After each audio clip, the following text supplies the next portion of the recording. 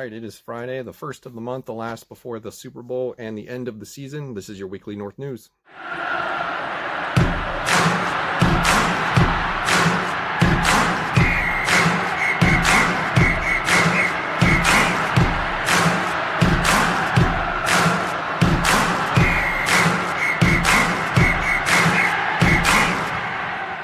All right, hello and welcome in once again. We begin with the top headlines from around the NFC North, one for each team. And to lead things off this week, I believe for the first time since I've started doing the series, is the Minnesota Vikings. And Mike Zimmer gave an interview today on NFL Network, basically throwing cold water on the Kirk Cousins trade rumors. Had a lot of praise for him, basically said the following: Kirk Cousins is our quarterback. He is our guy. He played very well this season. We just have to play better on defense, and that is my job to make sure that we do. I'm paraphrasing, but you'll see it there on the screen. And zero lies detected from that interview. He's basically correct. And I think this doesn't officially put a complete end to any discussions about Kirk Cousins being traded. It is still a possibility that they want to get out from under that guaranteed money that kicks in this March. And it is still possible that Kyle Shanahan is desperate enough in San Francisco to get Kirk Cousins to help propel them to a Super Bowl this season after seeing the aggressive move that the Rams made this past week in acquiring Matthew Stafford. Is this coach speak or is it not? I don't think it is. I think Mike Zimmer's being honest. I think he does truly believe that Kirk Cousins is good enough to get them to a Super Bowl. All he has to do is figure out his defense, get the key players back from injuries.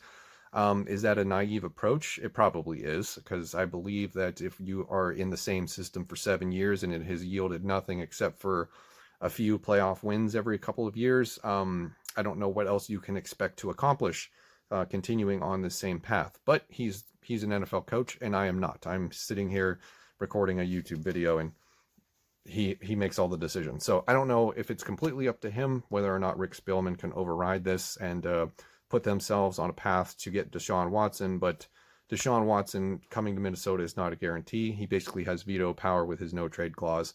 It would take a lot to happen for the situation to turn into a scenario that we are all excited for, and that would be Deshaun Watson in Minnesota. So I think Mike Zimmer is correct. I don't think this is coach speak. We have prime examples of coach speak in the past. Like a good example I always point out is Cliff Kingsbury when he first got hired in Arizona, and he said, Josh Rosen is our guy, and we're going to go with him going forward. And then a few months later, they draft Kyler Murray and trade Rosen away for peanuts. So there's always the possibility of a coach saying one thing and then the next day it happens to be not true. But I think in this instance, Mike Zimmer actually does believe that Kirk Cousins is going to be here for 2021. I actually do kind of believe it myself. It would be very difficult to see a trade get put together where it works out in favor of both teams. But anything is possible. I don't think the door is completely closed, but that is the newest information that we have regarding that.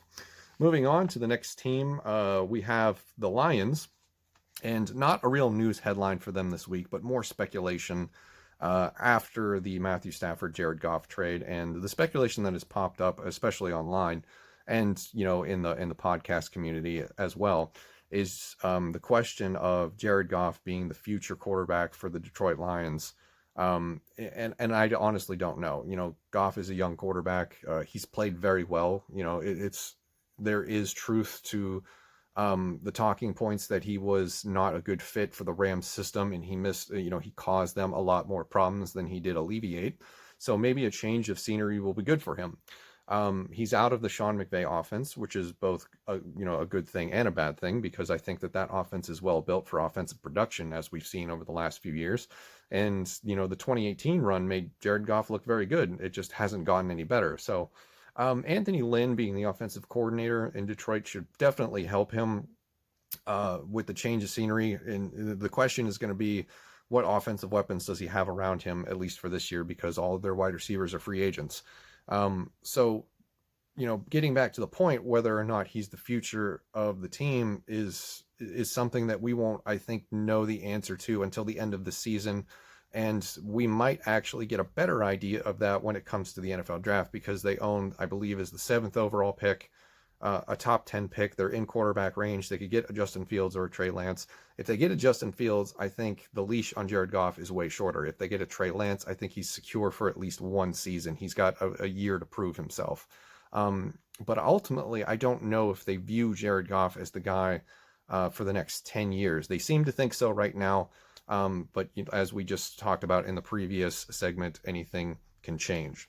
Moving on to the third headline of the week, which is also not really a headline because there's not much going on with the Green Bay Packers, but I feel like they deserve the number 3 spot because their big news is what they're waiting on tomorrow, and that is the Aaron Rodgers MVP vote. I don't think it's unanimous. I don't think it's a foregone conclusion.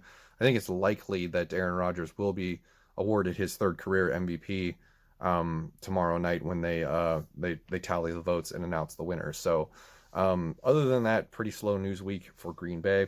As far as the Chicago Bears go, also slow news week, but they've been the focal point of several trade rumors this week, and it's just the quarterback carousel of trade rumors for Chicago because it started with Deshaun Watson, it moved on to Matthew Stafford, and then this week we both saw online rumors of Derek Carr from Las Vegas and Carson Wentz today from Philadelphia being the subject of trade rumors and landing spots. Or as a potential landing spot in Chicago. I don't know what to believe with any of this stuff. It just seems like whatever quarterback happens to be the center of attention for that day, the Bears' name immediately pops up, and there's no question they're looking to move on from Mitch Trubisky and Nick Foles. They would definitely like to improve the position. I just don't know. I really don't. I don't know if the Philadelphia Eagles are ready to move on from Carson Wentz. I don't think that they're ready to start Jalen Hurts full time. They have a top 7, or they have, I believe they have the 6th or 7th overall pick. So they're definitely in quarterback range, but I think a lot of people are speculating that they're going to take a receiver. So as far as the Bears go, they're basically any name that comes up for a quarterback moving this offseason.